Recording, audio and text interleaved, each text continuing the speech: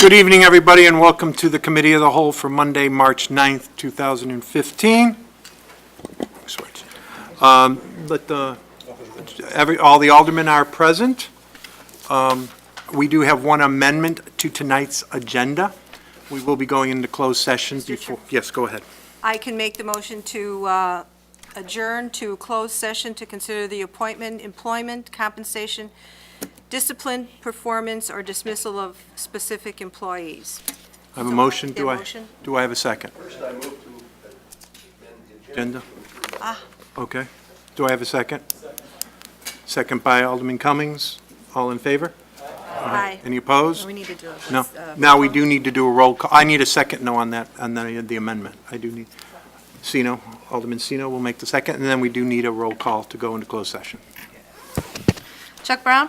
Aye. Mike Bruno? Aye. Donald Cummings? Aye. Dorothy Flanagan? Aye. Dean Kilburg? Aye. Craig Maladra? Aye. Richard Marks? Aye. Tom Simonian? Aye. Ron Singer? Aye. Mary Sino? Aye. Okay, we will be in closed session. There won't be any action afterwards, and it will not take long. Thank you. Sorry about that. Chuck Brown? Aye. Mike Bruno? Aye. Donald Cummings? Aye. Dorothy Flanagan? Aye. Dean Kilburg? Craig Maladra? Aye. Richard Marks? Aye. Tom Simonian? Aye. Ron Singer? Aye. Mary Sino? Aye. Okay.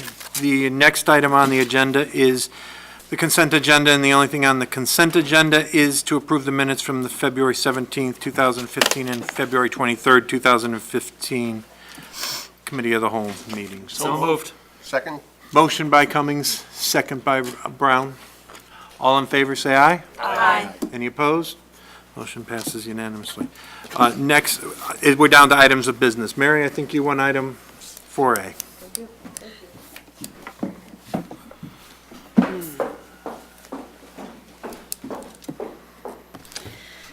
Thank you, Mr. Chairman. I don't think that we did this last year, so I just wanted to make a deal out of this because the recipient, I think, is very deserving.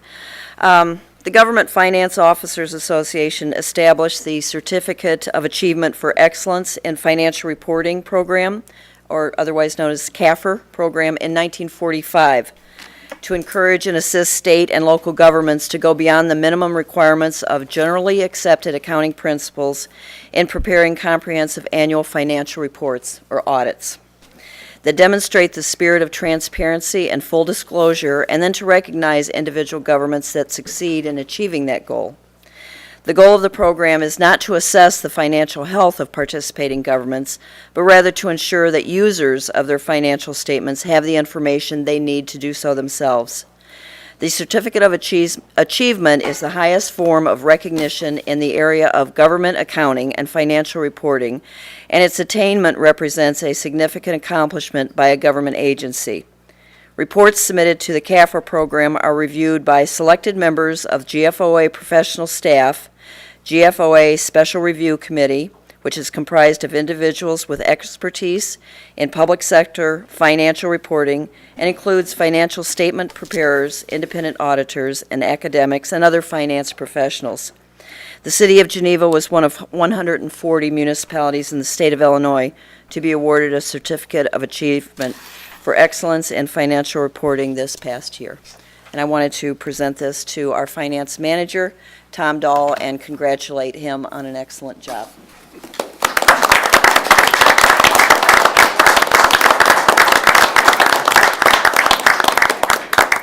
Thank you. Thank you.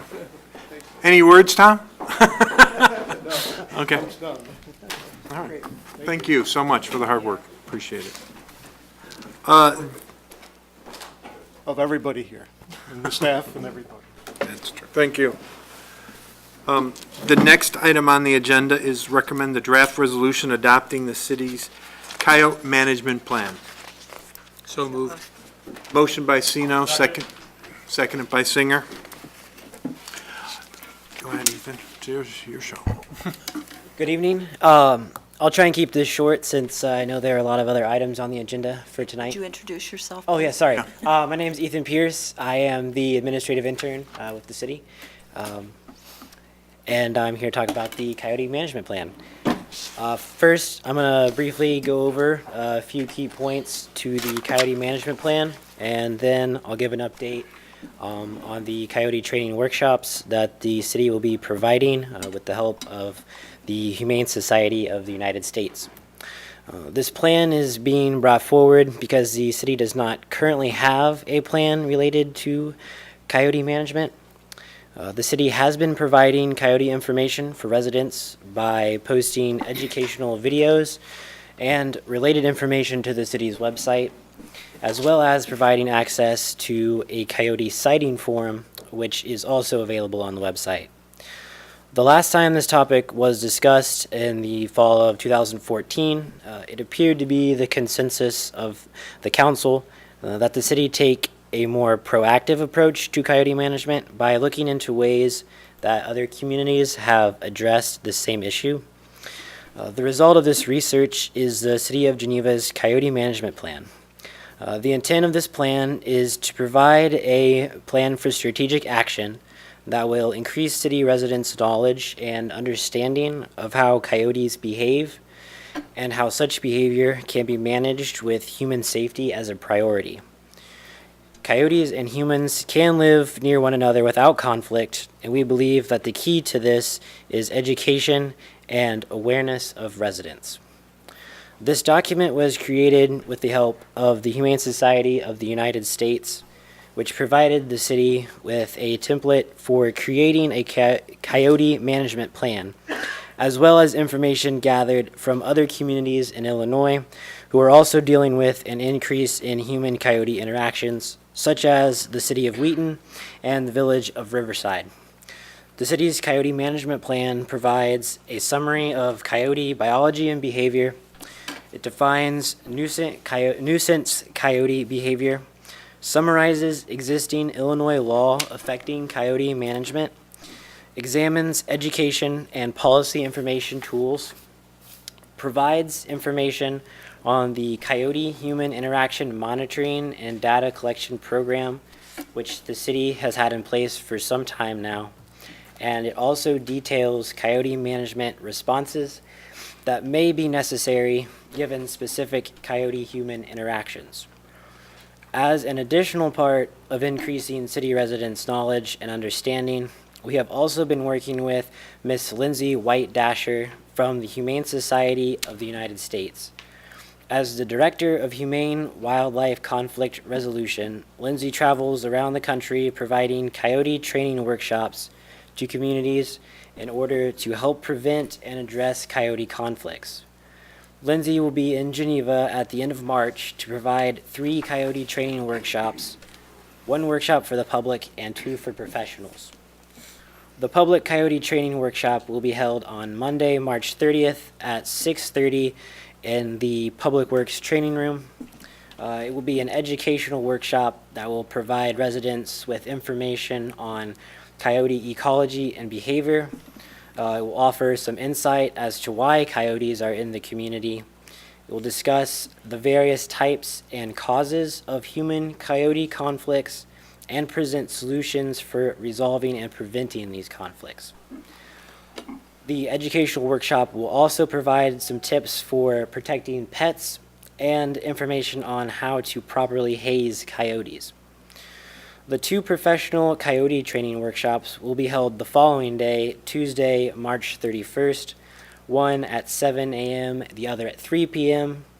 The professional training sessions will be available for all city employees and potentially city employees from neighboring communities as well.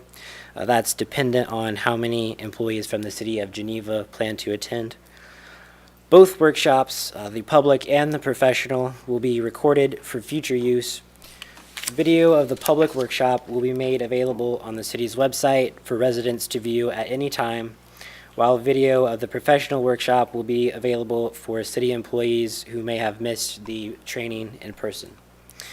Lindsay from the Humane Society she has also agreed to interview with Communications Coordinator Kevin Starr while she is here in Geneva, and that interview will air on the Geneva Broadcast Network. If there are any questions, I would be happy to answer them at this time. Alderman Flanagan? Thank you, Mr. Chairman.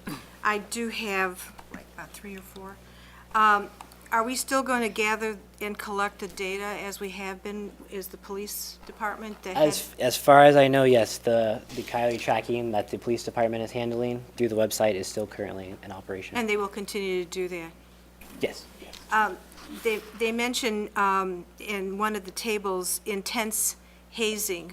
Who will make that determination of the intense hazing? From my understanding, the intense hazing will be provided to the professionals. So police officers that attend the Okay. professional training. And they will make that determination? Yes. Now, they talk about signs in here, too. When will be, is that determination also made by the professional?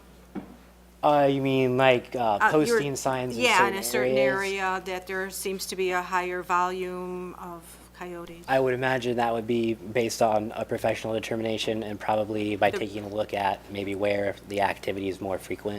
The data. that they- Right, yeah, okay. yeah. And then they talk about educational material that'll be disseminated or distributed. Is that just going to be in an electronic format, or? I would imagine we would try and do that in electronically and, maybe mailing out information to certain problem areas. I Oh, know. okay. Mr. Chairman, if I might, I was just going to add, when we have the public training, we'd like to be able to hand out the management plan adopted by the city, and then we also plan to create a brochure Okay. as a So handout. there will be something that will be, Yes, yes, and then we'll have those materials available, of course, after the training at all of our counters, our public counters. okay. Thank you. Alderman Bruno. Thank you, Mr. Chairman. Well, a couple of things popped out at me. First of all, I did share this, the packet with some other people. It was received well. I thought it was well done. I'm sure they'll cover this at the public training, but again, one of those things that popped out was if you were intentionally feeding coyotes, that's the coyote that's probably going to have to be euthanized. So if you're feeding it, you're probably actually killing it in the long run. The other was paintballs. If the public reads this, it seems like a great hazing tool, but we need to understand that this is not warrant to go running around the neighborhood with paintballs, because if you fire those, there will be some enforcement, because I believe ordinance says if a paintball leaves your property, that's not good. Yeah, we'd leave that to the professionals, but I thought it was well assembled. Thank you. Thank you. Yes, Alderman. Just a couple of other things I wanted to mention. There is no charge to the public for this training. There is no charge to the city, other than they did ask that we pay for their travel expenses. There are two of them coming from Washington, D.C., and they said that they would ask for a $500 donation to the Humane Society, but otherwise there is no charge for their assistance and the training. Alderman Flanagan. And with that, I would like to ask, do the residents have to pre-register for this?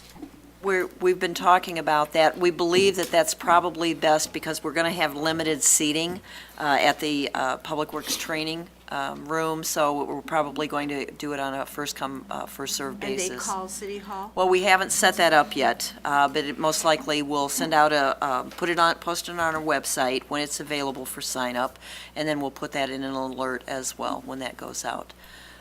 But right now, it looks like we'll probably have to limit it to about 50 people because we just don't have the space to accommodate.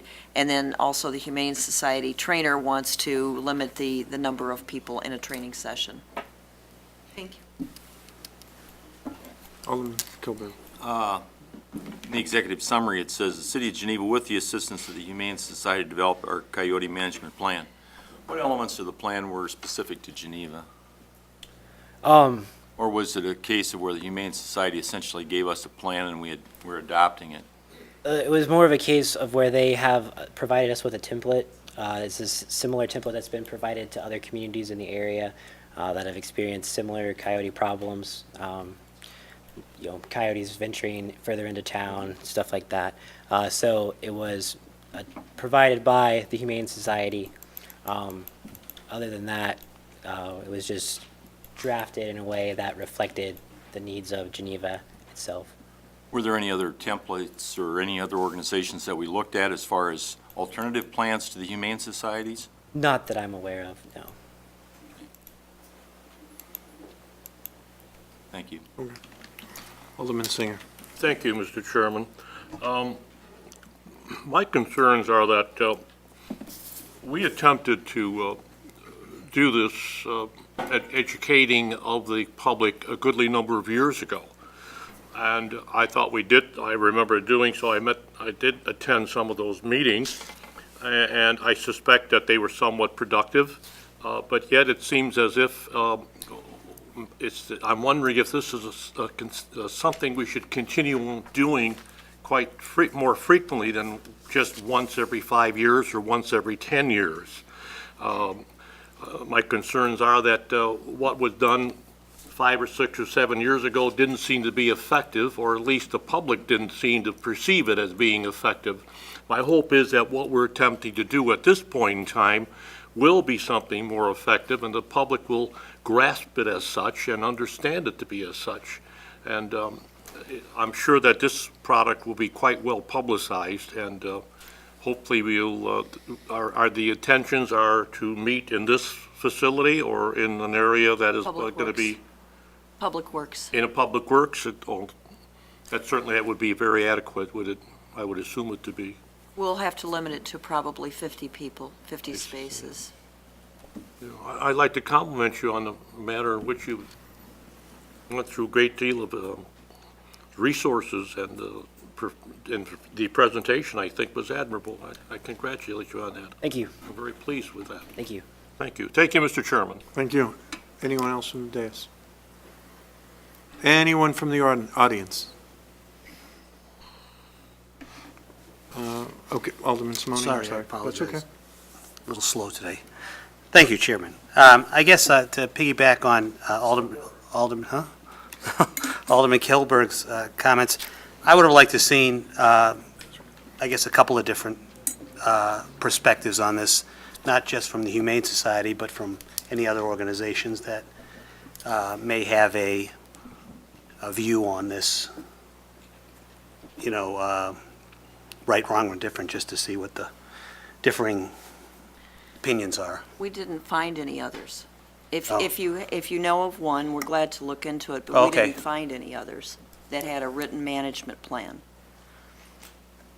But we're happy to look into it. Thank you. I'm just saying, I wasn't aware think of that Humane Society is a fine organization, but I'm just saying that I think that they have an agenda here that may not appeal to everyone as it relates to coyotes. And I'm just saying, I think, as Alderman Simonian's pointed out, to essentially take one plan or one strategy and say, well, that's the one we're going to run with, without really contemplating or taking a good hard look at some alternatives, or at least some deviation from what the Humane Society's provided to us, I think could raise some criticism. And I'm just saying, maybe this is something that we take a look at for a year or two, see how successful it is, and then at least be open to taking a look at an alternative if in fact it's not proven to be effective or embraced by the community. Mayor? And I would just say that the reason that we settled on this management plan is because looking at the minutes of the meeting, it appeared that this was the consensus of the council to take this position. So we were looking for a management plan that matched the city's position. So the city council were basically directing staff to say, find a management or create a plan that uses education and hazing. But we did do a search, and this is the one that we came up with. We did not find others that were alternative plans, but again, we were looking for what we believe to be the consensus of the council as far as a policy position goes. Alderman Simone? Just let's just take hypothetically 200 people sign up for this and it's limited to 50. Should we look into an alternate plan? in the event these people are already here in town, to keep them here a couple more days to do subsequent meetings? I think what I would suggest, because they're going to have their plans made to return. If we want additional training, then I think that we will likely have to pay for additional training, but we can set that up. It doesn't have to be back-to-back with this one, but I think that we could schedule additional training at a different time, either through the Humane Society or some other group. We can videotape it, the actual We are. presentation. Yeah. We are doing that as well. Okay. You're going to tape it? Yes. Oh, I was just going to ask that question. Alderman Bruno, did you? That was my point. Okay. We are videotaping, and it will be on Yes. Geneva Broadcast Network. Any other questions from the dais? Yeah. Alderman Cummings. I, Sorry, missed. You know, I think this is fantastic. It provides increased response with increased aggression on the coyotes' part. I think that's exactly what we're looking for. I don't feel we need to reinvent the wheel. Coyotes are absolutely everywhere. They're all over small communities. I think we go with this. It gets fleshed out as we move along. Maybe Geneva has some special coyotes that aren't anywhere else in the United States, and we need to change some things. But I kind of doubt it. I'm guessing this will work. I like the idea of videoing it. If people can learn calculus on Coursera, they can certainly learn how to clap their hands and scare a coyote away. I think this seems like a good plan. Alderman Flanagan. Yeah, I too found the plan, something that I wanted to see happen anyway, because I thought education was something that happened 10 years ago, and although it wasn't a different area, it was on the west side, but it happened to be they were more isolated in that area, and now they've somewhat gone and increased their area coverage. So I think education is really good, and I think that taping it is excellent, so. Anyone else from the dais? The audience? Please come up. You have to give your name and address, and that's just how we do it. You've got to come up to the microphone just because it is on. Million people watching, right? That is right, 1 million people watching. There you The mayor go. keeps telling us that. That's great. One of these days. He puts an S on the end, not just 1 million.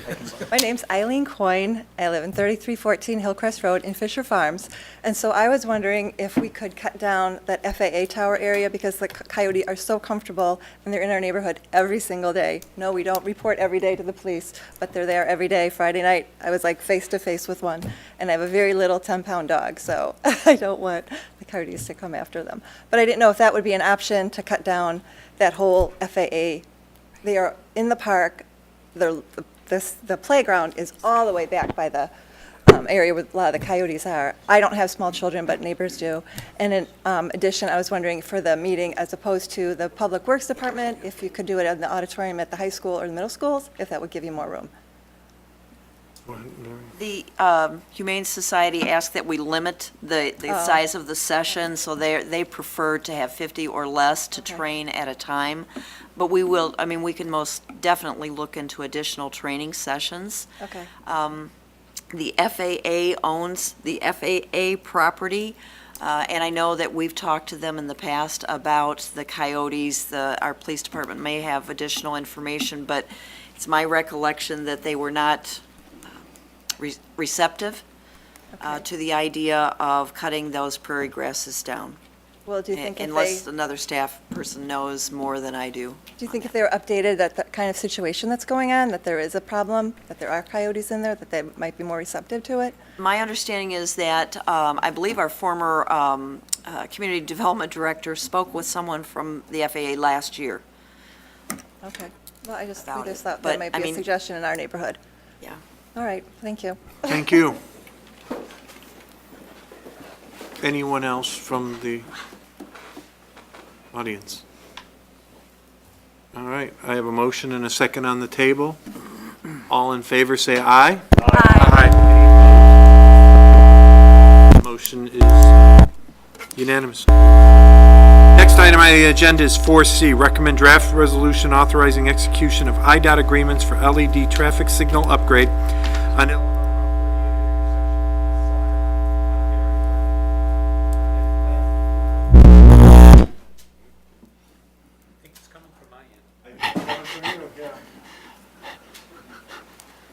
I so move. Second. Alderman Brown, second from Alderman Bennett. Thank you. I didn't bring my paperwork with me, so I'm just going by memory, but this is a continuation of an agreement that the city had with IDOT going back to 2012.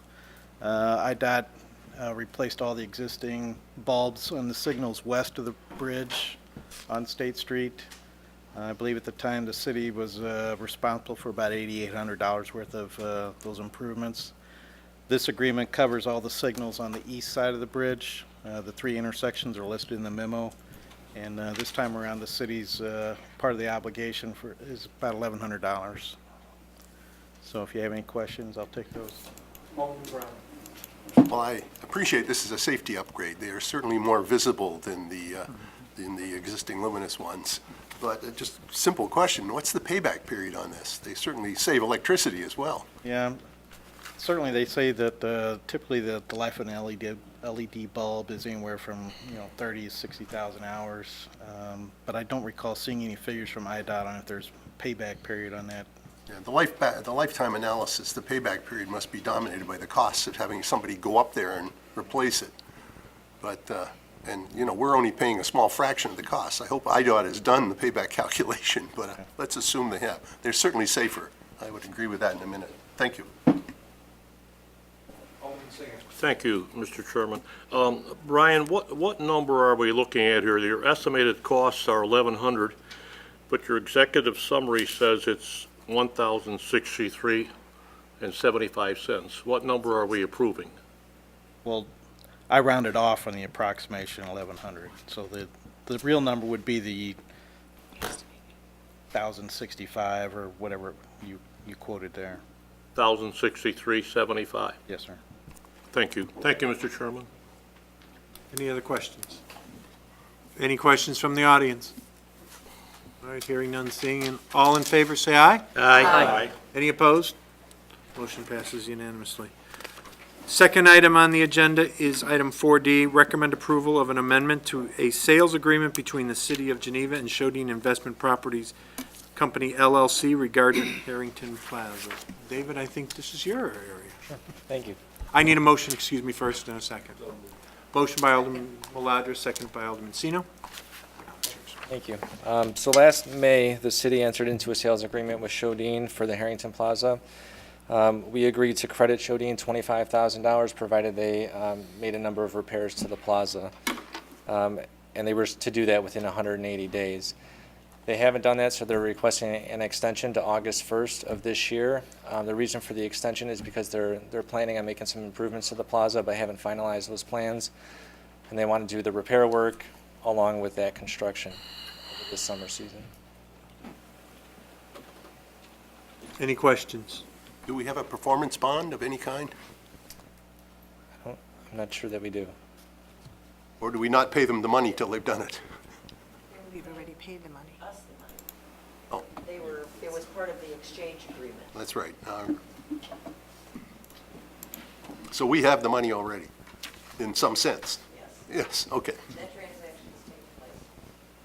Thank you. Any other questions? Do we need 6 months? They just asked to have the summer season to finalize their plans and do the construction and make the repairs.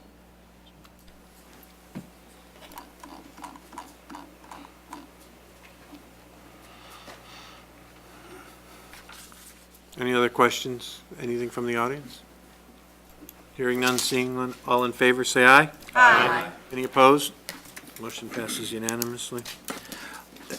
David, stick around. I think the next one may be you also. Item 4D is recommend approval of a special use for preliminary final planned unit development plan approval to construct a 21,470 square foot medical building on an existing site containing a 10,280 square foot medical building located at 2700 and 2800 Kesslinger Road. So move. Motion by Singer. Second. Second by Cummings. David, you can do, you explain. I'll just provide a quick overview. The applicant would like to construct a single-story, 21,470 square foot medical office building on a site that contains an existing 10,280 square foot medical office building at 2800 Kesslinger Road. This would establish a medical office campus. The planned unit development is being requested so they can more efficiently develop the site. It allows them to place 2 buildings on 1 zoning lot, to share parking, to use 1 existing access on Kesslinger Road, to more efficiently serve the site with utilities and stormwater detention. There are 4 items of relief that are being requested as part of the PUD, and those are listed in your staff report. This comes to you with unanimous recommendation for approval from the Plan Commission. I'd be happy to go over those items of relief in more detail if you'd like, or answer any questions. And just want to note that the applicant is here this evening, too, if you have any questions for them. Question, Alderman Brown. The problem I see is the increased traffic. Was there any kind of a traffic study done or presented to the Plan Commission? The traffic was not anticipated to be significant, so there wasn't a formal traffic impact study done. We did take a look at the parking numbers for the site, and we did utilization and analysis of existing medical office buildings in Geneva, and found that the provided parking should be adequate to serve the What 2 I was buildings. thinking about more is getting in and out of that Delma Hospital drive entrance and getting in and out of the Fisher Farm Road there can be quite difficult, and we're adding another one right halfway in between them, where cars have to sort of pull out quickly in gaps in the traffic. So, and we're increasing the number of cars trying to pull out from the south side of Kesslinger. And that part of the benefit of approaching this with the plan unit development was sharing that existing full access point at Kesslinger Road rather than developing them as separate parcels and adding another access point, which likely would have been a right-in, right-out if Yeah, wanted. yeah. Okay, thank you. Any other questions? Any questions or comments from the audience? Hearing none, seeing none. All in favor, say aye. Aye. Any opposed? Again, passed unanimously. The next item on the agenda tonight is the presentation of the 2015-2016 budget. I think you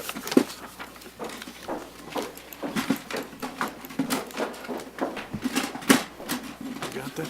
Maybe make some more noise. Yeah. Tag team.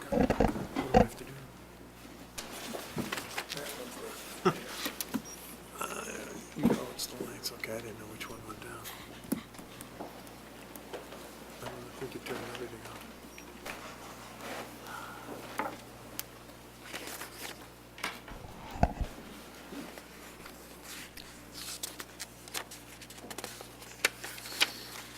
Good evening, Mayor, Chairman, and City Council. I would like to begin, as I always do, when making the budget presentation, and ask you to respectfully hold your questions until the end of the presentation, in the hopes that many of those might be answered during the PowerPoint. This evening, we present the 36 proposed budgets of the city for the fiscal year 2015-16. This includes the operating general fund, which is the city's main fund for public services, the electric fund, the water wastewater fund, their related capital budgets, as well as TRICOM and all of the miscellaneous budgets. You will recall that over the past 7 years, we've approached our budget development process with different themes, including wants versus needs, managing the challenges, good governance, living within our means, fiscal stability, and last year's focus of being responsible and realistic. Up until last year, as you know, the city had put infrastructure projects on hold, deferred expenditures for vehicles, computers, and equipment, while reducing staff through attrition. In 2009, we reduced our general fund budget by more than 20% to accommodate the Great Recession. By 2012, we had increased our emergency reserves from 41 days to 95 days. Our policy is to try to achieve a minimum of 90 days, or 25% of the operating fund. The general fund balance for the end of fiscal year 15-16 is projected at $3.8 million, which is approximately 23% or 84 days, of the general fund operating budget. It's important to note that we're not just sitting on this money as has been suggested by some in Springfield. A key measure of a city's fiscal health is the proportion of the fund balance relative to the total annual fund or budget. Our general fund balance is a result of being good stewards and fiscally responsible, of adopting and implementing best accounting practices and ensuring that we can do all that we are here to do, and that is to serve our citizens. Having this fund balance allows us to maintain a good credit rating, continue operations should we have an unexpected emergency or downturn in revenues, and keeps us from having to borrow for day-to-day cash needs. Since 2007-08, we have reduced full-time staff from 157 to today's current level of 143. During that time, we managed to keep our AA2 bond rating, which, as you may recall, was being called into question by Moody's. Simultaneously, we've remained steadfast in maintaining city services and the high level of customer service that our citizens deserve. This is a result of having an outstanding and committed workforce and a community that will work alongside the city government to meet the challenges. Geneva remains second to none as an excellent place to live, work, and do business. This year, however, we may face a new challenge, that of our local government distributive funds being taken by the state of Illinois in an effort to address their distressed financial position. Looking ahead as we begin our new fiscal year, we go forward with a sense of the new normal. The new normal will continue to challenge us. The state of Illinois will likely try to right its fiscal ship at the cost of programs to our citizens, but we will carry on and provide as many at the best level possible. The proposed budget is conservative, but it does allow for the continuing needed investment in road resurfacing and sidewalk repairs, including East State Street streetscape, the southeast area for industrial development planning, along with operating outlays at a level that maintains our existing programs. Our 36 budgets combined make up the financial business plan for the city that establishes the direction for all city government programs and services for the coming fiscal year. It represents the blending of city council leadership and staff proficiency on how to best accomplish city goals and respond to community needs in accordance with available resources, established policies, and best managerial practices. The budget that we present is analytical rather than emotional. It is conservative, yet it attempts to advance the strategic goals set by the City Council. Assumptions used for revenue projections are more modest than the amounts recommended by the Illinois Municipal League. The expenditure standards that were provided to department heads reflect a 0% increase in allowable services and commodities unless essential. As you can see from the budget schedule, the development of this planning document began last November at the Strategic Planning Workshop when prioritized goals were determined by the City Council. In short, this year's proposed budgets include $16.7 million for the general fund, which is more than $1 million less than it was 7 years ago in fiscal year 08-09. The water and wastewater fund in the amount of $12 million includes $2.6 million in capital investments, and the electric fund in the amount of $44.9 million contains $4.6 million of investment in our infrastructure. Although we have reduced the general fund operating budget by nearly $1 million this year over last year's budget, we still do not have the means to purchase needed vehicles, heavy equipment, or to conduct studies that would normally be paid for from the general fund. Instead, we have focused on investing over $5 million in capital from the restricted infrastructure fund. As you recall, that is the referendum sales tax money that was approved by the citizens in 2007. The projected $16 million general fund includes a small amount of capital to meet unfunded mandates, including the repair of our fuel dispenser at Public Works. The state fire marshal is requiring modifications to the shear valves for the fuel dispenser and also an arc flash evaluation. OSHA and the Department of Labor are requiring that all electric equipment be labeled with incident energy potential and arc flash rated clothing to be worn when performing certain work. Looking at a breakdown of all the funds more closely, you can see that the various funds, or budgets, includes both restricted and unrestricted funds. Beginning with the general fund, you see that 2013 was a year that we contributed substantially to the fund balance. In 2014, we used approximately $200,000 of our reserves, referred to as reappropriations in the budget, to catch up on our vehicle and computer schedules. Last year was a wash, and in the upcoming year, we propose to add about $280,000 to the fund balance to bring it up to the 23% level, slightly short of where it is supposed to be. This next slide lists our special service areas, which are based on levies, except for SSA 1, which reflects a contribution of approximately 1/3 of that budget coming from the general fund. The next slide outlines the special revenue funds. 3 of the funds are new this year, including restricted police fines, public education government, or PEG, as you know them, and foreign fire insurance. Those are 3 new funds in the special revenue fund area. The Illinois Foreign Fire Insurance Fund is distributed by the State of Illinois Municipal League. The IML collects insurance taxes from companies outside of the state of Illinois, and those funds are distributed to fire departments across the state to provide for the needs of the departments as the department sees fit. Although these funds are on our books, they're not under the control of the city, but instead by a board selected by the fire department personnel. The next slide reflects debt service and our enterprise funds, and you can see that the debt service for this year is just under $2 million. The enterprise funds includes, besides the electric and water, at the $44.9 and $12.1 million levels, also includes commuter parking, cemetery, and refuse. This next slide shows a breakdown of the general fund revenues and the percentage of each revenue stream as it relates to our budget. And this is a pie chart showing the same thing, just in a graphic format. As you can see, the sales tax is our highest revenue stream as it relates to the general fund.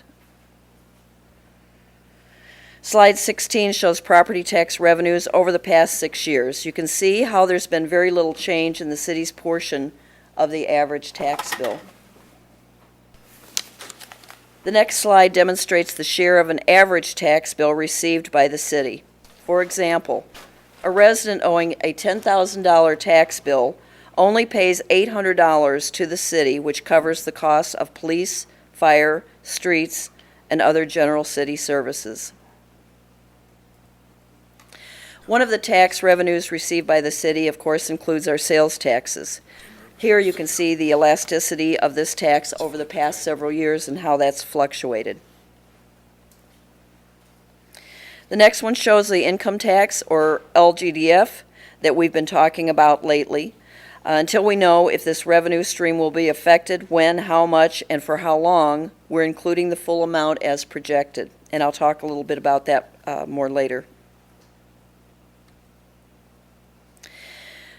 The next slide, you can see the replacement tax and how that dipped in the last few years as a result of the state taking those funds to pay for regional school superintendent salaries, among other expenses.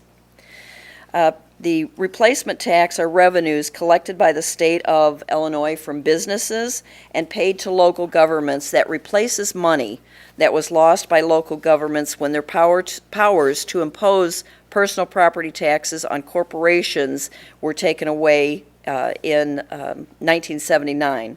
A new law was then enacted to provide for statewide taxes to replace the monies lost to local governments. A portion of the replacement revenues are deposited into the state's refund budget to pay income tax refunds, and the rest then are deposited into the replacement tax fund and distributed to local governments. As evidenced in this next slide, the motor fuel tax revenues continue to decline. And of course, it's no surprise that the EAV has dropped in recent years. This next slide gives an overview of how the general fund expenditures break down.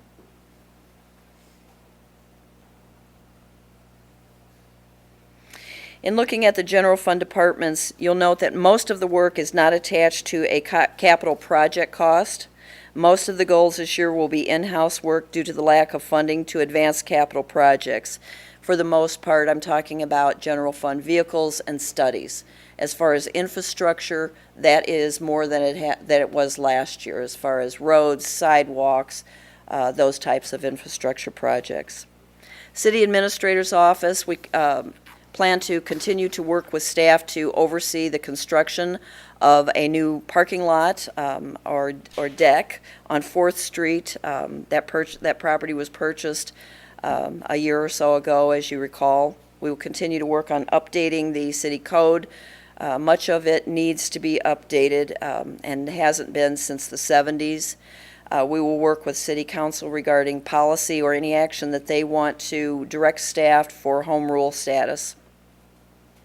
Administrative Services Department has, and their goals for this year, to partner with Waubonsee Community College to expand Geneva Broadcast Network in the hopes of airing advisory board meetings and then completing their strategic plan for their department. Community Development Department, just a couple of their highlights. They're going to be evaluating the current fee structure for all permits and inspections. They're also going to be reviewing and evaluating differences in the 2006 and 2015 editions of the Residential Building Code and Property Maintenance Code. Economic Development plans on evaluating new funding measures and incentives for economic development in the city's downtown business district. The Welcome to Geneva signage is a carryover from this year, and again, that is coming out of the Capital Infrastructure Fund. And then, of course, completing their department strategic plan as well. The Police Department completing their strategic plan is also on their list, and they're going to be reviewing and updating all parking-related ordinances and continuing to create educational opportunities for young children. Fire Department they will be planning and hosting 2 tabletop exercises for city staff using the Emergency Operations Plan. They will continue to the completion of the department's strategic plan. They will update their standard of covered document, and of course the chief can give you specifics, but as I understand it, that is about response times primarily. And then, of course, any support from the department that can assist Tri-City Ambulance's initiative for obtaining accredited status for the program.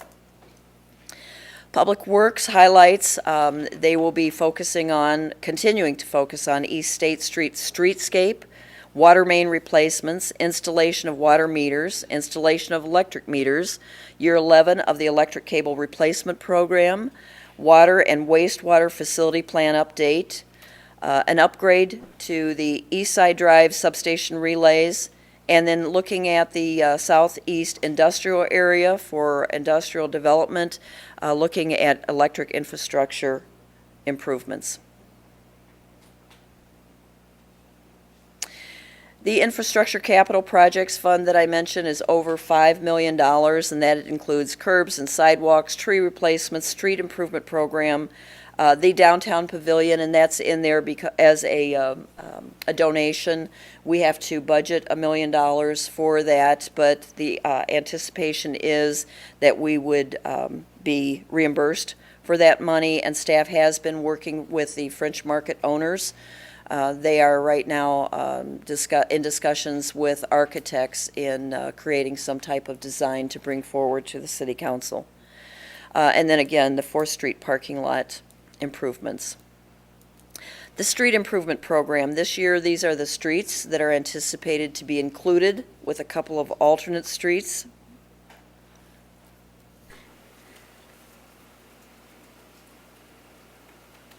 Not sure if you can see that very well. There's red and yellow markings on there. It's difficult to see, but that is the street program map.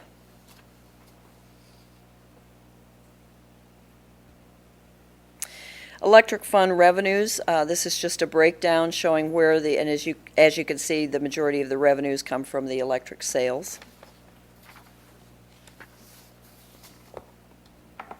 Electric fund expenditures, and of course, the majority of the expenditures go to purchase power.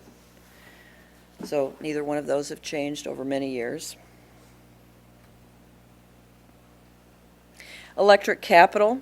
This is a list of anticipated capital projects for the electric fund, Geneva generation facility upgrades and maintenance, meter replacements, overhead and underground cable replacement, vehicle replacements, Southeast Industrial Park infrastructure improvements. This is a graphic breakdown of the water and wastewater fund revenues.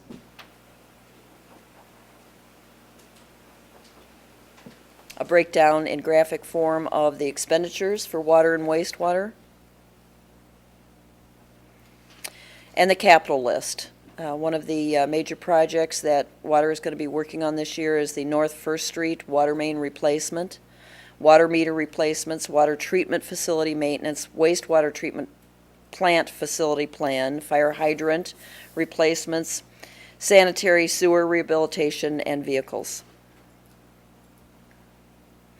This is the water and electric meter map to show you the completed change out of the meters are in green. The more yellow-orange color are the ones that are anticipated to be changed in the upcoming fiscal year. So we're working on them incrementally.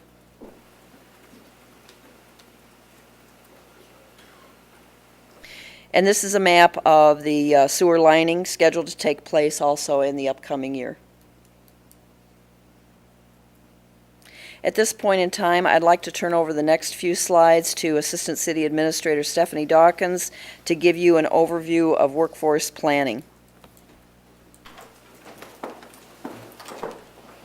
Thank you, Mary.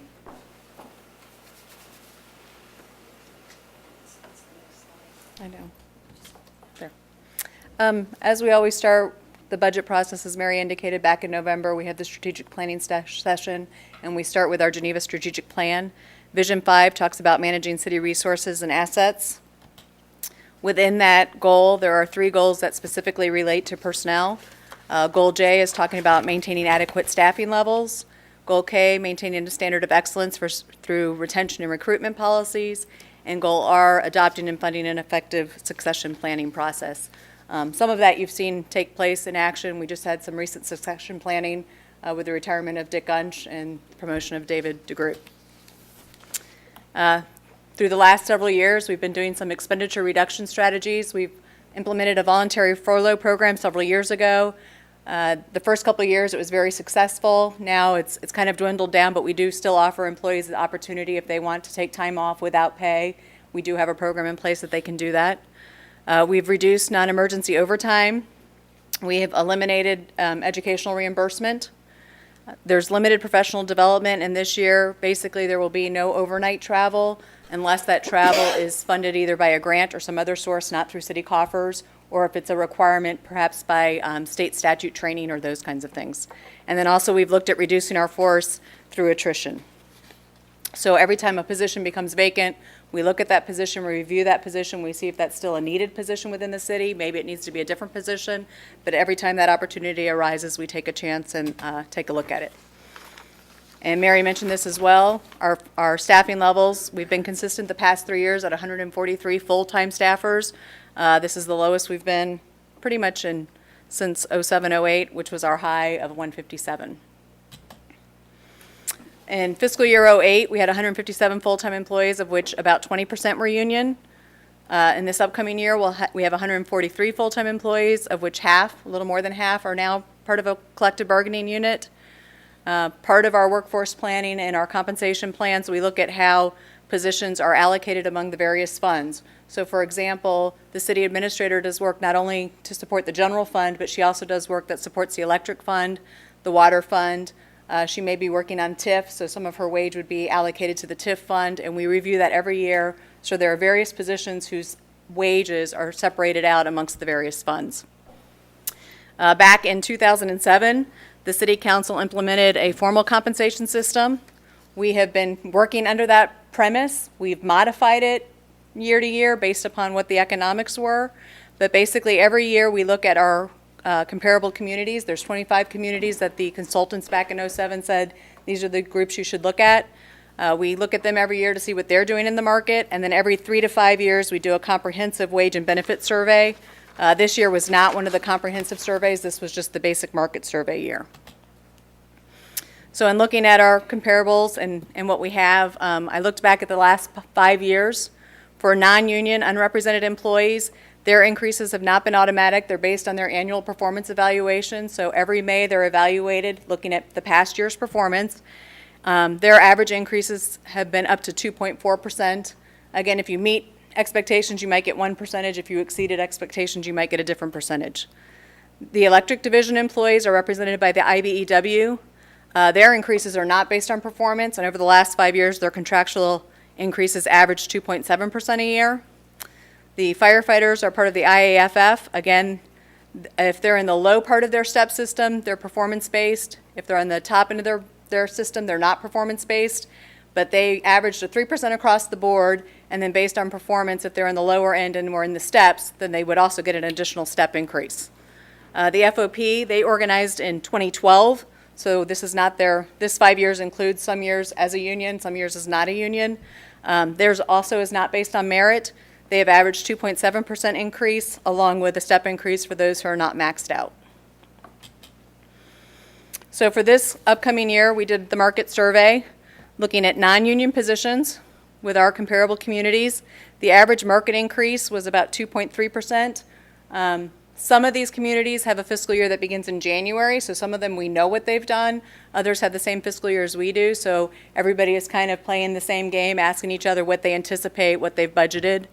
The average merit increase and or step increase was 2 to 4%. So some communities do a COLA or cost of living. Some communities just do merit. Some communities do a combination of both. So when you put all that together, the total anticipated increase is somewhere between 2 and 4%. The actual average was a 2.67%. The compensation plan adopted by the City Council has both a market and a merit component. The market component is what keeps us competitive with our communities. The merit component is what rewards good performance, again, based on that previous year's evaluation. This year's budget would anticipate a market adjustment of 1%. And then a merit adjustment of up to 1.5% based on performance.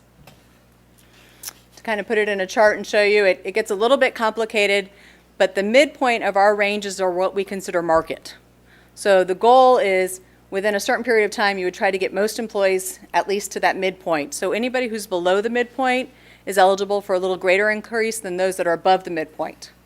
So if you're below the midpoint, you would be eligible for a market adjustment plus up to 1 or 1.5% depending upon your performance evaluation.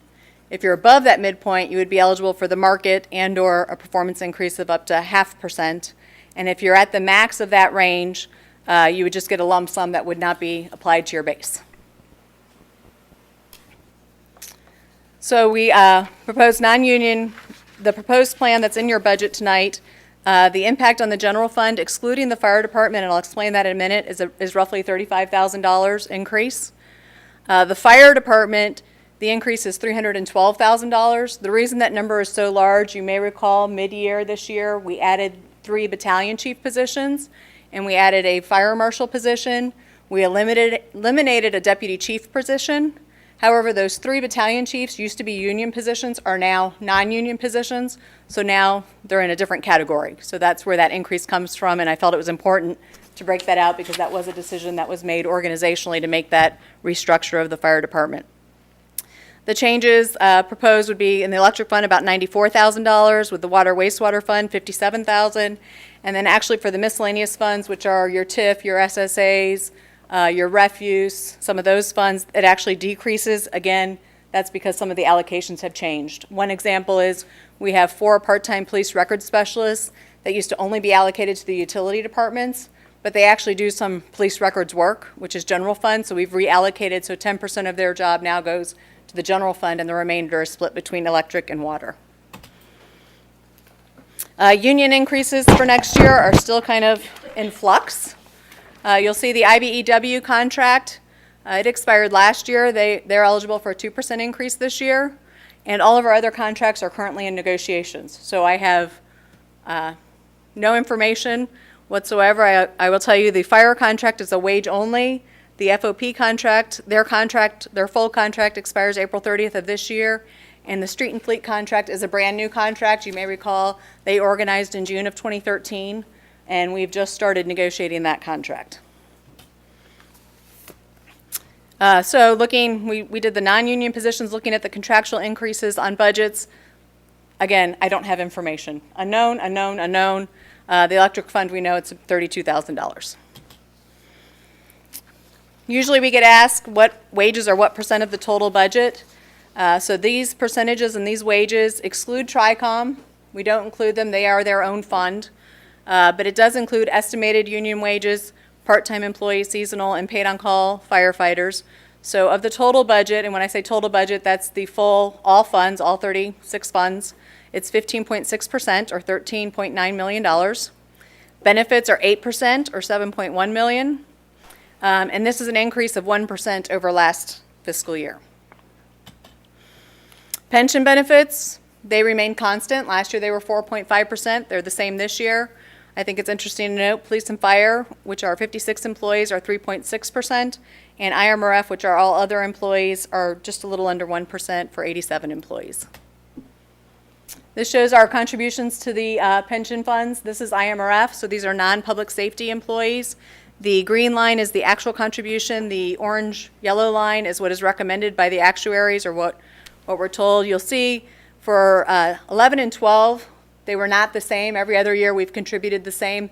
That was when IMRF had some bad investments, and so they allowed us to do a different rate, and we have now caught up, and so we're actually seeing our IMRF rate decrease because their investments have caught up with the losses that they had in those years. For the police pension fund, you'll see beginning in fiscal year 14, we are now contributing the same as what the recommended contribution is. That has to do with changes in law. You will see that the estimated 2015 is higher on the actual contribution.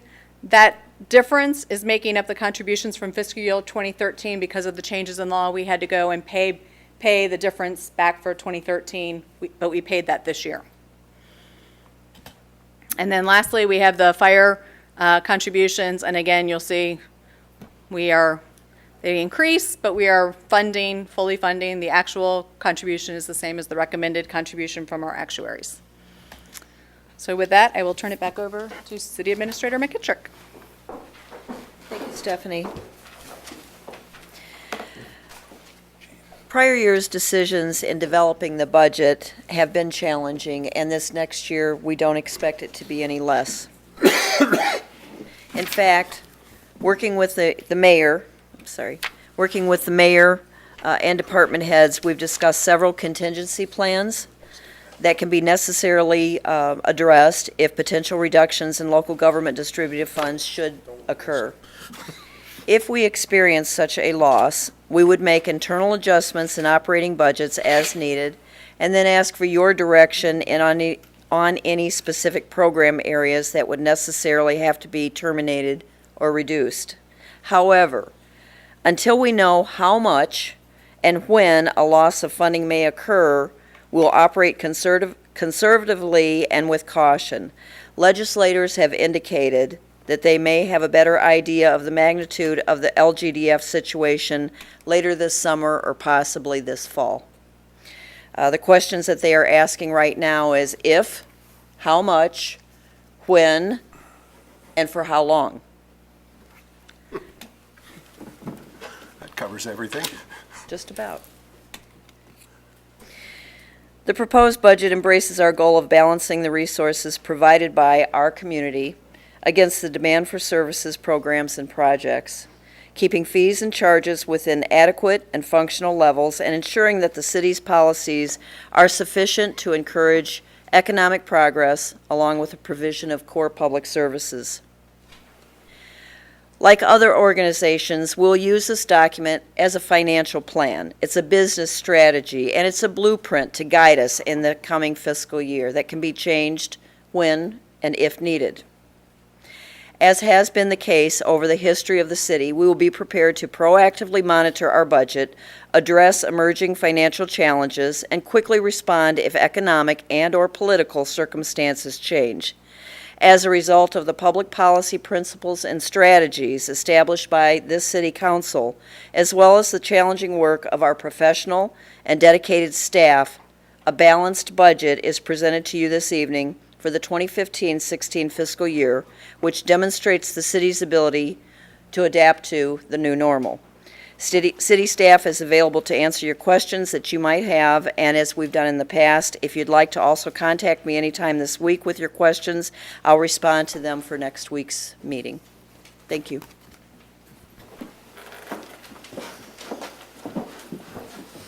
All right. Questions from the dais on the presentation? You notice how I said presentation. Questions on the budget? Well, first thing to say is thank you to Mary and the staff. It's a year of uncertainty. And Mike and I had the privilege of talking with our state rep, Mr. Steve Anderson, about it. And he said, of course, the governor's budget has gone to all the various committees. Each committee takes their part and starts hacking away at it. And since every single committee is dominated by Democrats, it's pretty clear that large fractions of the budget will change, if not all. So it's highly uncertain, and I like your attitude that what we have to do now is proceed carefully and make sure that we're in a position to withstand any cuts that might come. Thank you for you and the staff for doing all this work.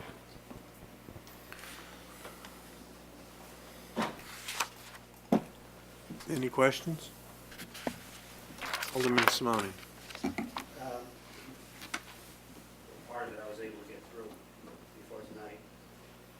A couple of questions. Am I correct? Sorry. Am I correct in stating that our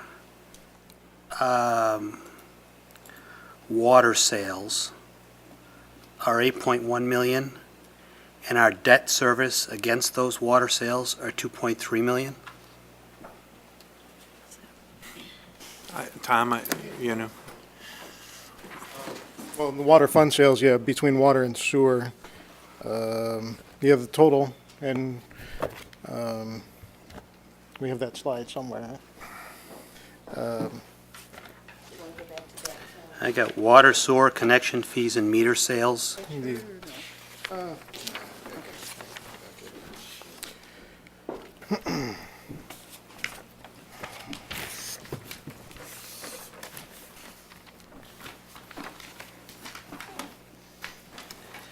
And I want to apologize in advance for not That's right. getting you these So, questions no, earlier, you're but I correct. just, 2.3 million is for debt service for this fiscal year. for against water. the 8.1. That's correct. Is that unreasonably high? Well, Or is that was is issued. that normal? Yeah, that was issued, those are mostly IEPA loans for the water treatment facility, and then improvements to the wastewater treatment plant as well. So, yeah, it's high, but there were necessary improvements for the water and wastewater infrastructure. Okay, the debt's high, is the revenue low? Does that assume the revenue's low? Yeah, but the rate structure that was done last year, 2 years ago, was done in an effort to shore up that fund, providing at least steady income with the base charge, so we wouldn't have that fluctuation with consumption. So it's been helping that fund at least shore up itself to pay for that debt. Okay. can I, what year are we in on that? Do you know that increase? I think it was like a 3-year increase we put in, Bob? This is the final year, right? Well, last May was the final. Last May. So we're done with our 3-year Okay. But there is, we're looking at that again, see where we're going to be. Another thing to point out is that the debt has financed some upgrades to the water and the water treatment that are 20-year lifetime. So, the problem in utilities is the investment is large, but the lifetime is fairly long. So you can amortize it over many years because you don't believe people are going to stop using water and stop generating wastewater. Well, Those are improvements that will last us a long time.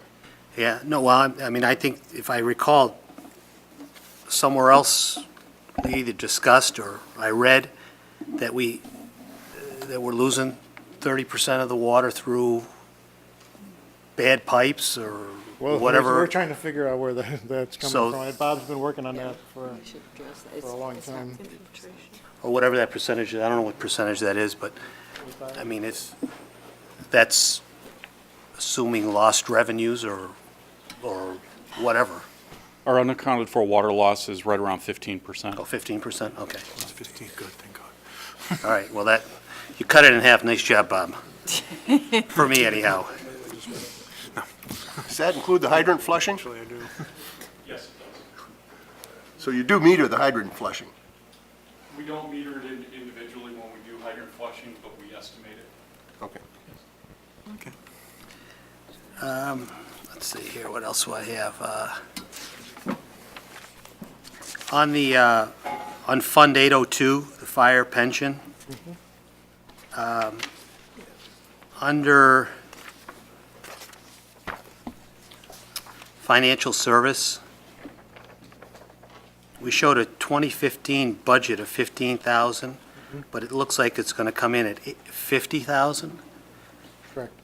I mean, The Fire Pension Fund hired a financial advisor for the first time. In the past, the fund, at least they consider themselves small enough that they didn't need an advisor. It became clear that as the fund has grown, now it's over $10 million, there's more opportunities for investment to diversify the fund. And so an investment advisor was hired and a bond manager was hired. So that's why those fees, the thought is revenue is going to grow from interest and increase in fair value of the investments. So it's a expense that's going to be served. It's going to serve the fund very well. okay. Insurance premiums under workers' comp. We had budgeted $675,000 last year. It looks like it's coming in at $485. And then we're budgeting again $581. I mean, the $200,000 difference, I mean, is that just, I'll let Stephanie answer that. With workers' comp, we don't know who's going to get injured when or if or how, and so it's an estimate based on outstanding claims that we know that we have that have not been settled and anticipated claims. so does that correlate with the line 593 of workers' comp claims where we had budgeted 610 and we actually only paid 246? Is that why it I'm sorry. adjusts? On workers' comp claims, we had budgeted 610. It looks like we're going to pay out 246. I'm asking, is that the reason, is because it follows that same pattern, that same, where our insurance premiums follow that same Well, pattern we're as the we're claims? self-funded for workers' comp, so the only premiums we have in workers' compensation is reinsurance. That's gone up over the years because we've had a couple large claims. So again, if we haven't settled claims, we have to make sure we have the money for those claims to be settled and any new claims that might come. So what we budget, what we actually use may not fall in the They same may year. not fall in the same. It's So it's a our rollover. best guess scenario because again, it's something that we can't anticipate how many claims we might or might not have. Okay. Mary, go ahead. One other thing that I'll add is our third-party administrator also recommends a reserve on claims when they get to a certain point. So they'll say, you should be reserving this amount, so we follow that Budget that. direction. Yep. Okay. On these capital requests, the water meter replacement program, the quantity of 900 versus the water meters for new construction, is there a difference in these water meters, or are they the same water meters? They're the same water meters, but what we do is when we have new developments, such as Lincoln Square, we purchase the meters and then we are reimbursed through connection fees. It's just instead of, our replacement program is the 900 meters.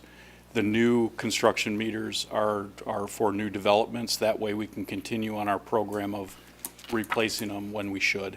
Okay. And moving along with that.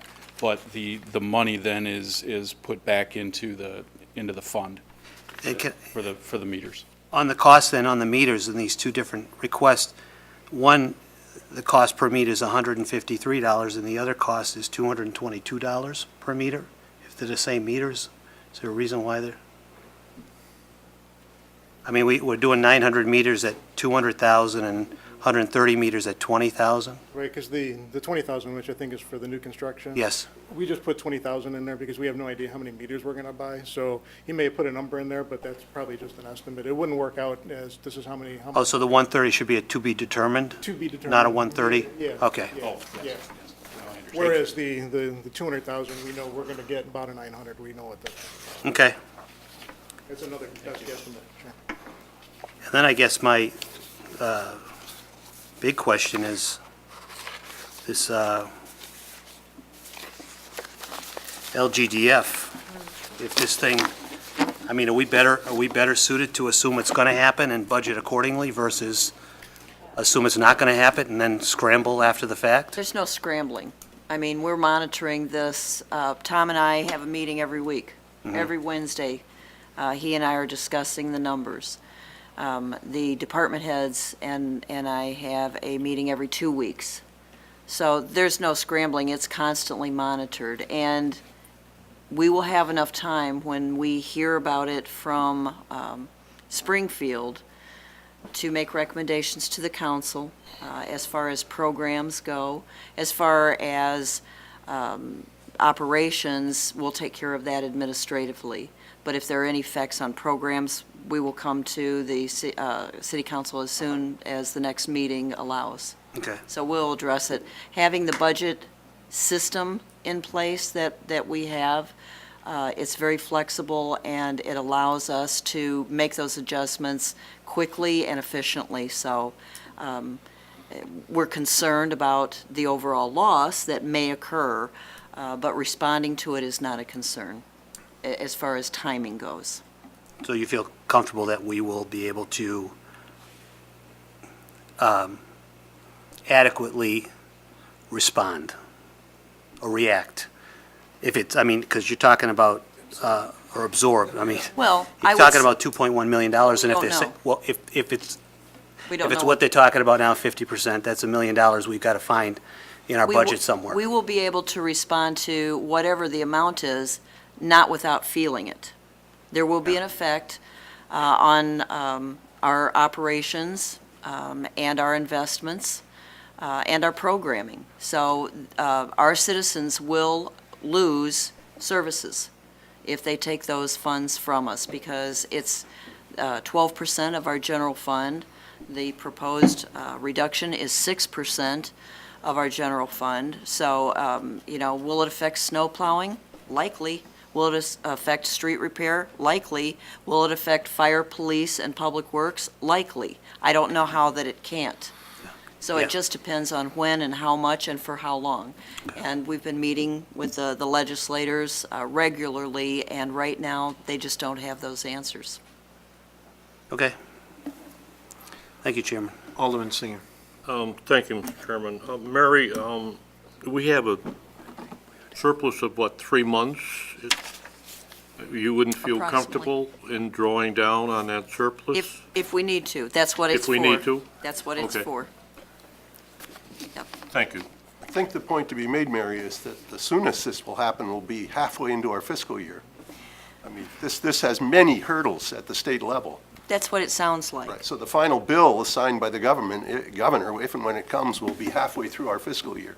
It's very possible. So that's the uncertainty in this year, is really, it's a teeter-totter, seesaw.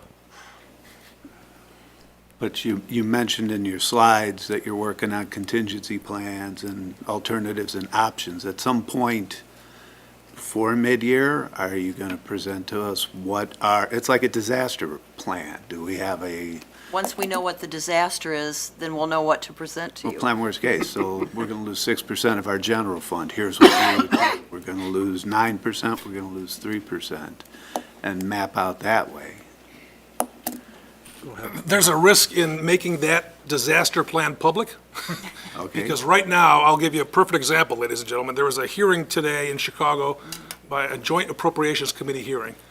I was scheduled to, quote, testify at that hearing, and I was advised this morning at 10:30 that I was locked out. In other words, I was no longer invited.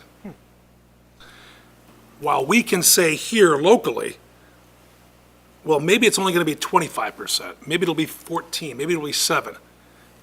Quite frankly, I don't want to show my cards, because if this is the negotiating All right. prowess, if you will, or foolhardiness, as I would say, from the governor's staff and his policymakers, they're looking for all sorts of details, and we provided them extraordinary details to date, whether it be through public testimony, press conferences, all that stuff. I received a phone call from inside the hearing rooms today, and it was a less than stellar report. That, in fact, it was from a representative who's in the know at a certain level. How's that for Billy Hillary emailing? It's like, and it was, wow, a lot of people complaining about the money they're not going to get. And I thought, really? This is a 46-year agreement we have. It's not about them giving us money. This has always been our money, as you well know, based on the deals back in '72. So who knows? The Senate leader, John Cullerton, said today that there's got to be a short-term fix to this because the long-term opportunities are dwindling. The short-term fix can be resolved by the governor, staff, and others consulting with all of us. All we've asked for is a seat at the table. I think it's only fair that we receive that. So, yeah. Thank you, Mr. Chairman. No problem. Any other questions on the budget? Okay.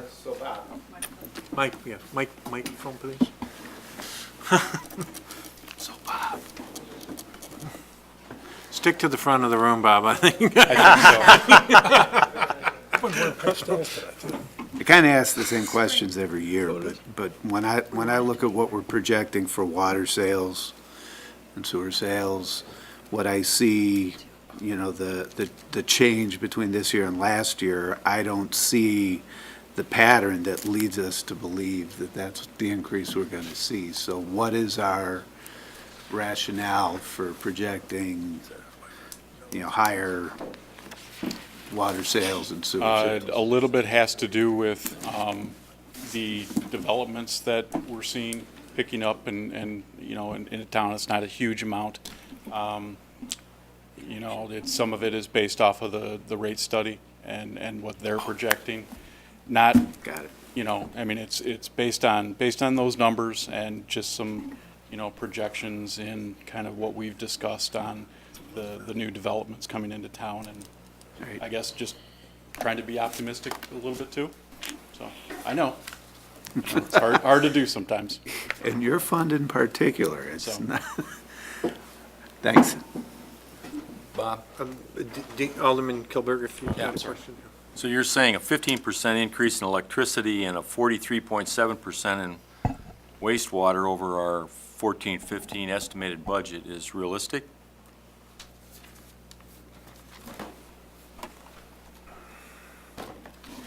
In revenues, you're speaking? That's correct. What page are you on that could help them? If you've got a page number? Page 80. Tom, if that helps you, I page 80. think that he's the on. electric one is, I didn't know. Oh, yours not numbered? Okay. I'm just gonna go off of my You numbered them revenue. for us nicely. Just gonna go off of my revenue sheet. I just gotta pull it out.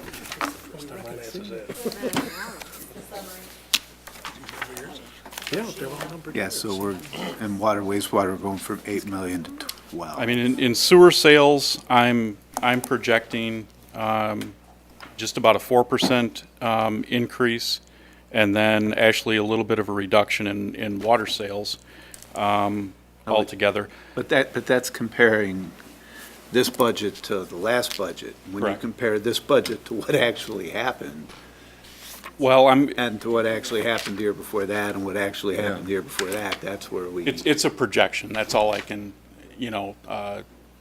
go by. And what I try to do throughout the year is try to meet our expectations for our spending based on the revenues that are coming in. Tom and I work, hand in hand along with the Public Works Director, and, we'll decide if we're going to be able to continue our spending for capital improvements if our revenues are not there. It's just like Mary has always stated, it's a working document, so. And there's a partial cancellation, right? Because if the revenues go down, presumably some fraction of the expenses also go down, because some of the expenses are related to the production of the water, so. Yes, correct. So there's a partial compensation, but not total. We know it's not total, but, so the difference has to be made up by looking at the capital projects and delaying something. Right. What would those capital projects be, for instance, with water and wastewater? we were to Primarily defer? the big ticket items, which would be sewer lining, or we may push back a vehicle, or some water main infrastructure that we don't, but it's all looked at individually. But the thing is those projects will be undertaken starting probably this summer, and that, how do you make decisions based on projects that are going to be undertaken this summer, when you're really looking at the majority of the year really falling after those projects are already completed? Enlighten me on that. Sure. Perfect example is this year on the sewer lining. What we did is we waited on the sewer lining until we did have one project that went out to bid, and that was the 2nd Street Alley that needed a new main put in there. So we did that project to see what the ultimate cost would be on that project before we ever put the sewer lining out to bid. I am not even going to put the sewer lining out to bid this year on the remainder of it to compensate for the loss in our revenues. So that's $160,000 right there that I have not spent on the sewer lining. One of the other big ticket items that we looked at this year really closely was the North First Street water main replacement. And that was actually pushed back to the fall of, or actually it's scheduled for the fall of 2015 for a variety of reasons. One was the expected additional costs due to working within the layout that the Park District wanted, in addition to some timing issues that we weren't sure we were able to get the construction done to accommodate the Park District. So these are projects that we're looking at either on a quarterly basis, 90 days in advance. Where can we pull the trigger on this one? How comfortable are we obligated to? One of the big focuses is that we're going to have out of the wastewater fund will be the North First Street project, as well as the facility plan improvements for the wastewater treatment plant. Those are our two primary projects that we'll be chasing after, and everything else will be evaluated based off of those two.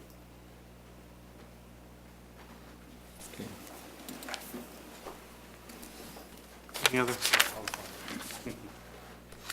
Does anyone else have questions? My turn. I got my list.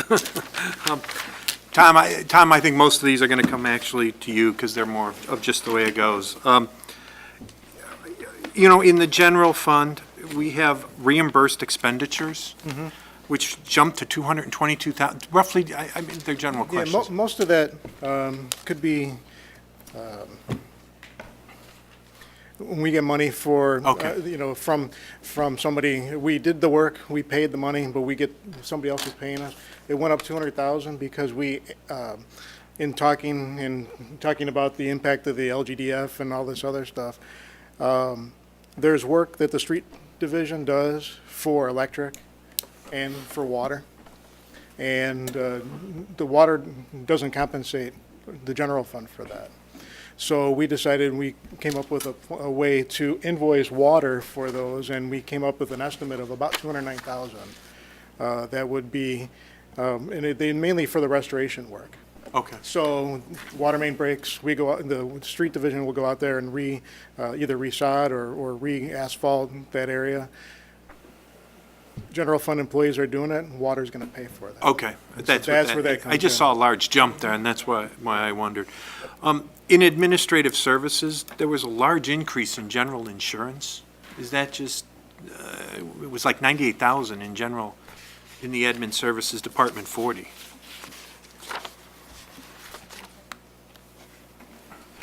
Oh, I know why that is.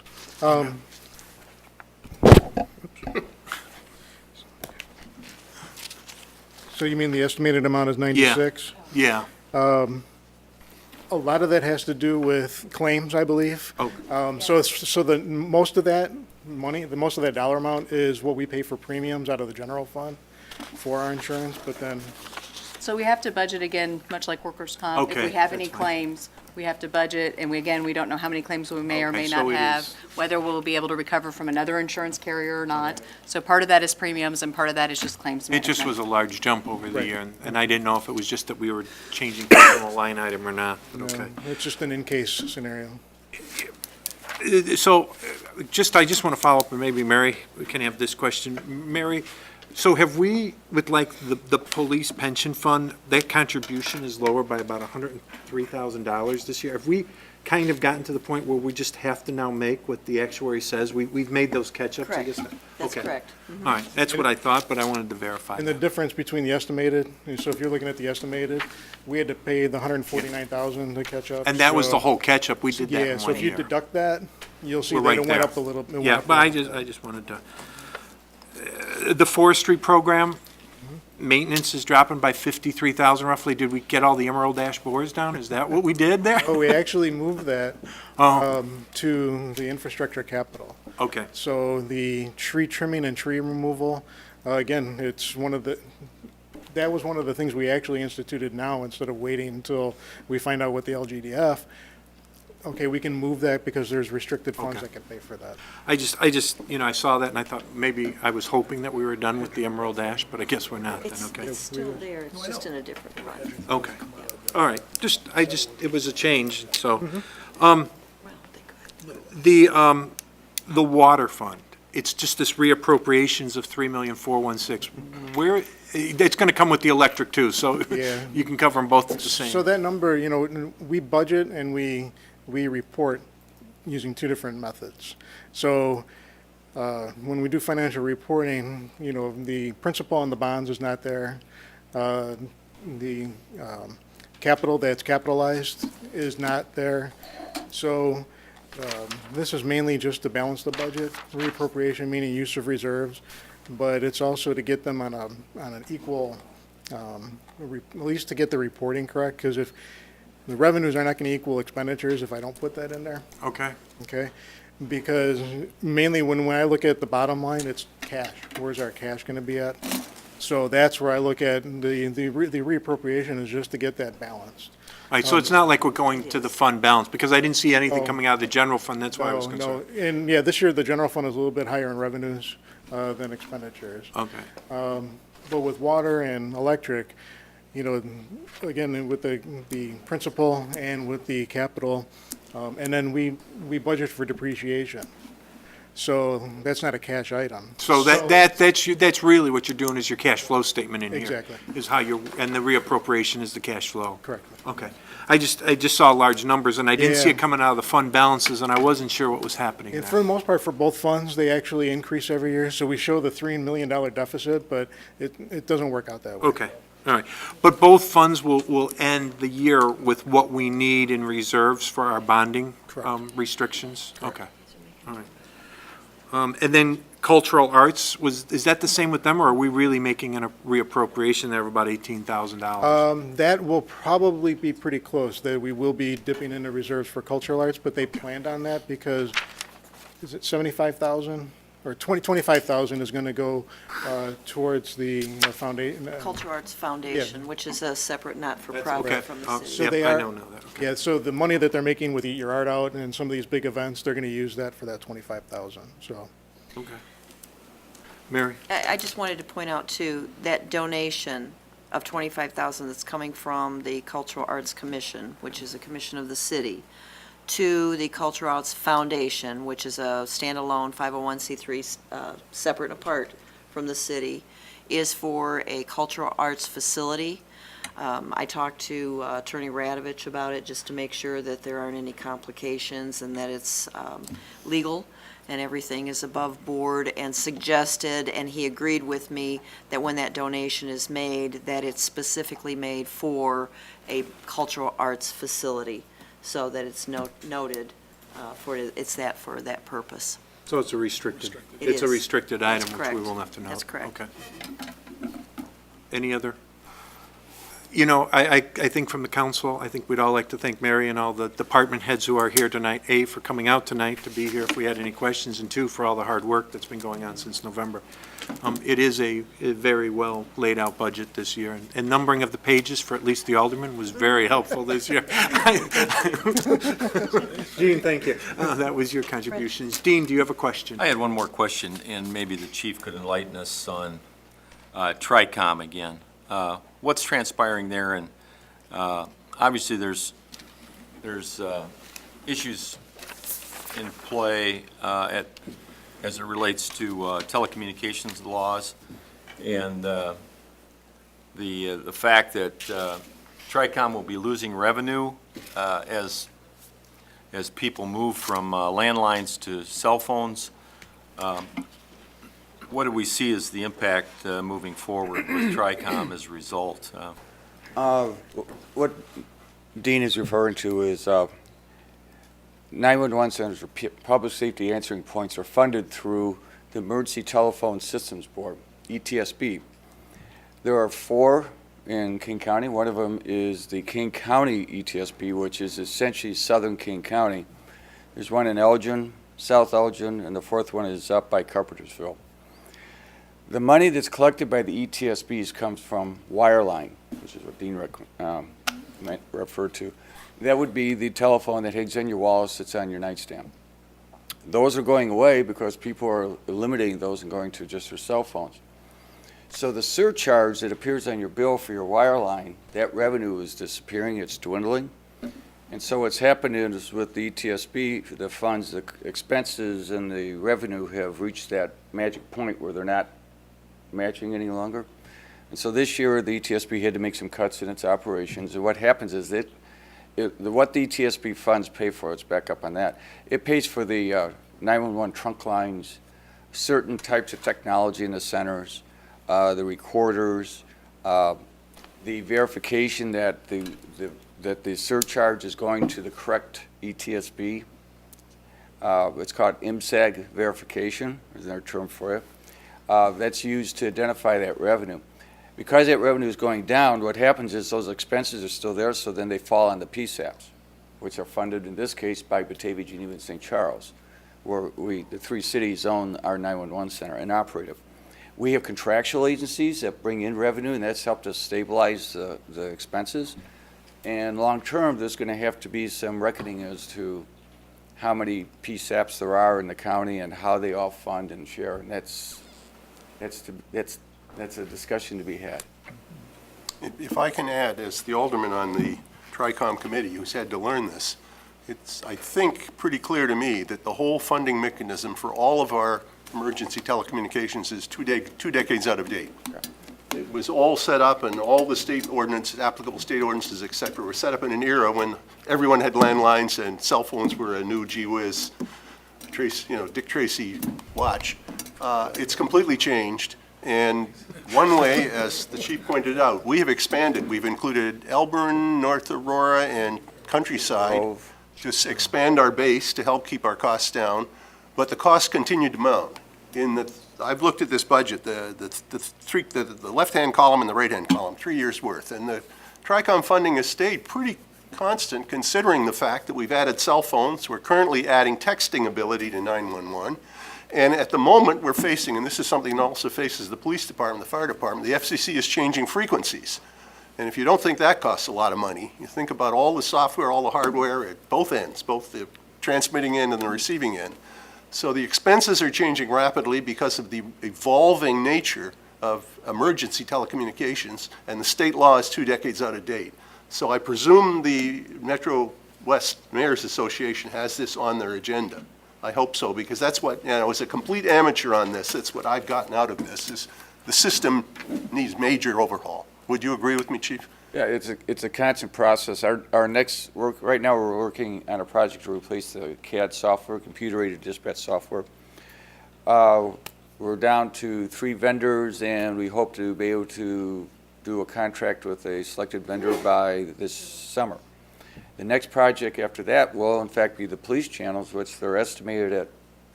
about $3 million just for the Tri-Cities. We have to completely revamp all the police frequency, all their channels, because the band that they're on now is being segregated by the FCC over to, it's retasked, and so they have to move to a higher level bandwidth.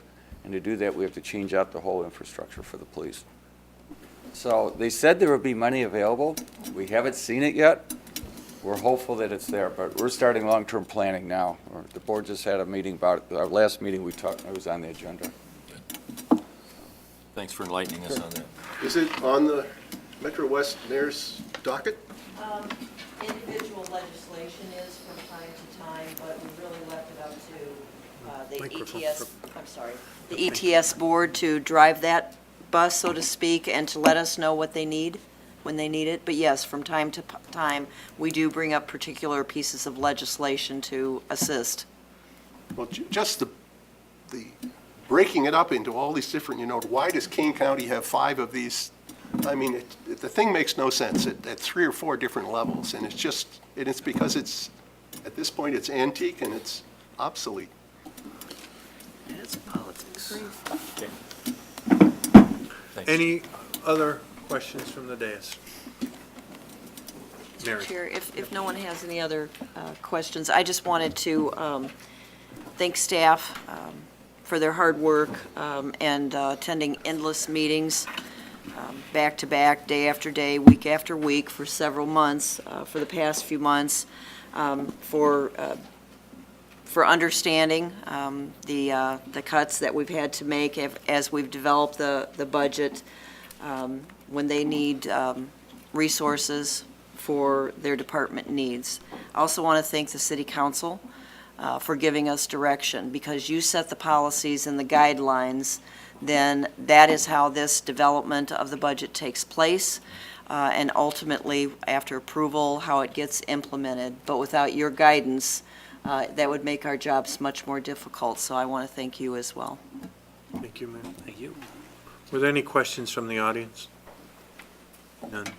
All right, so what we just actually did was go through the presentation, so now there's no vote on the presentation. Item 4G is recommend approval of the 2015-2016 general, electric, water, wastewater, capital, TRICOM, and miscellaneous fund budgets, classification and compensation plan, and schedule public hearing for April 6, 2015. So moved.